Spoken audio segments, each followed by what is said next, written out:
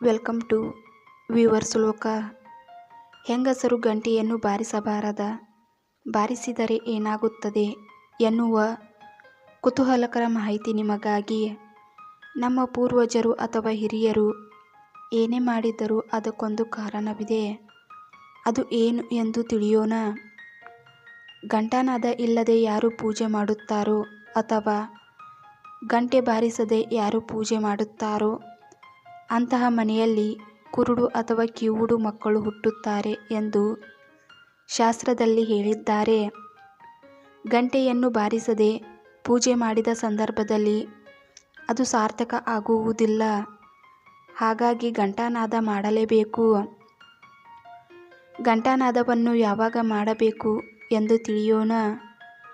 ದೇವರಿಗೆ ಧೂಪ ತೋರಿಸಿದಾಗ ಅಥವಾ ದೀಪ ಬೆಳಗಿದಾಗ ಮತ್ತು ನೈವೇದ್ಯ ಮಾಡುವಾಗ ಘಂಟಾನಾದವನ್ನು ಮಾಡಲೇಬೇಕು. ಗಂಟೆಯ ಎತ್ತರ 5 ಇಂಚು ಇದ್ದರೆ ಸಾಕು. ಇನ್ನೂ ಎತ್ತರ ಇದ್ದರೂ ಪರವಾಗಿಲ್ಲ, ಆದರೆ ಚಿಕ್ಕದಿರಬಾರದು. ಗಂಟೆಯಲ್ಲಿ ಆಂಜನೇಯ ಸ್ವಾಮಿ ಅಥವಾ ನಂದೀಶ್ವರ ಮೂರ್ತಿ ಇರುವಂತಹ ಗಂಟೆಯನ್ನು ಬಳಸಿದರೆ ಒಳ್ಳೆಯದು. ಇನ್ನು ಕೆಲವರು ಶಂಕುಚಕ್ರ ಇರುವ ಗಂಟೆಯನ್ನು ಬಳಸುತ್ತಾರೆ. ಅದು ಕೂಡ ತುಂಬಾ ಒಳ್ಳೆಯದು. ಮನೆಯಲ್ಲಿ ಧನಾತ್ಮಕ ಶಕ್ತಿ ಹೆಚ್ಚಿಸಬೇಕೆಂದರೆ ಮನೆಯ ಮೂಲೆ ಮೂಲೆಯಲ್ಲೂ ಗಂಟೆ ಬಾರಿಸಲೇಬೇಕು. ಬೆಳಿಗ್ಗೆ ಗಂಡು ಮಕ್ಕಳು, ಸಂಜೆ ವೇಳೆ ಹೆಂಗಸರು ದೀಪವನ್ನು ಹಚ್ಚಬೇಕು ಎಂದು ಹೇಳುತ್ತಾರೆ. ಇದರಿಂದ ಮನೆಯಲ್ಲಿ ಧನಾಭಿವೃದ್ಧಿಯಾಗುತ್ತದೆ ಎಂದು ನಂಬಲಾಗಿದೆ. ಇದು ಗಂಟೆಯ ಶಬ್ದ ಓಂಕಾರಕ್ಕೆ ಸಮನಾಗಿರುತ್ತದೆ. ಆದ್ದರಿಂದ ನೀವು ಓಂಕಾರ ಜಪಿಸಿದಷ್ಟೇ ಒಳ್ಳೆಯ ಫಲ ಸಿಗುತ್ತದೆ ಎನ್ನುತ್ತಾರೆ. ಪುರಾಣಗಳ ಪ್ರಕಾರ ಪೂಜಾ ಸಮಯದಲ್ಲಿ ಗಂಟೆ ಬಾರಿಸಿದಾಗ ಅದು ದೇವರ ಎದುರು ನಿಂತಿರುವ ವ್ಯಕ್ತಿಯ ಉಪಸ್ಥಿತಿಯನ್ನು ದೇವರಿಗೆ ಖಚಿತಪಡಿಸುತ್ತದೆ. ಜೊತೆಗೆ ದೇವರನ್ನು ಎಚ್ಚರಗೊಳಿಸಲು ಕೂಡ ಎಂದು ಹೇಳುತ್ತಾರೆ. ಗಂಟೆ ಬಾರಿಸುವ ಮೂಲಕ ವ್ಯಕ್ತಿಗಳ ಮನಸ್ಸಲ್ಲಿ ಧಾರ್ಮಿಕ ಭಾವನೆಗಳು ಉದ್ಭವಿಸುವುದರ ಜೊತೆಗೆ ಗಂಟೆಯ ಸದ್ದು ಪರಿಸರವನ್ನು ಶುದ್ಧ ಮಾಡುತ್ತದೆ. ಈ ಶಬ್ದದಿಂದ ಹೊರಬರುವ ಕಂಪನಗಳು ಆ ಪ್ರದೇಶದಲ್ಲಿರುವ ಹಾನಿಕಾರಕ ವೈರಾಣುಗಳು, ಬ್ಯಾಕ್ಟೀರಿಯಾಗಳು ಮತ್ತು ಸೂಕ್ಷ್ಮಜೀವಿಗಳನ್ನು ನಾಶಪಡಿಸುತ್ತದೆ.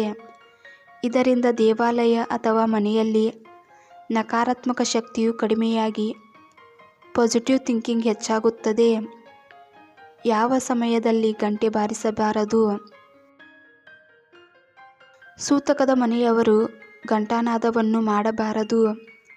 ಏಕೆಂದರೆ ಸೂತಕ ಕಳೆಯುವವರೆಗೂ ಆತ್ಮಗಳು ಕುಟುಂಬಸ್ಥರ ಜೊತೆಗೇ ಇರುತ್ತದೆ.